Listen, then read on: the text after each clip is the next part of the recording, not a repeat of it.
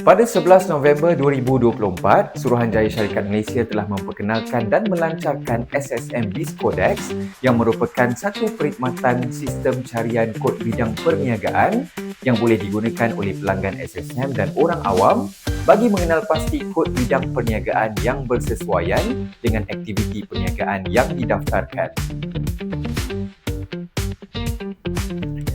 Kod bidang perniagaan yang digunakan oleh Suruhanjaya Syarikat Malaysia adalah berdasarkan Piawaian Klasifikasi Industri Malaysia 2008 ataupun MSIC 2008 versi 1 yang disediakan oleh Jabatan Perangkaan Malaysia. Kod MSIC ini digunakan bagi tujuan pengumpulan, penyusunan dan penerbitan perangkaan bagi mempersembahkan sekumpulan kategori aktiviti agar setiap entiti dapat diklasifikasikan mengikut aktiviti ekonomi yang dijalankan.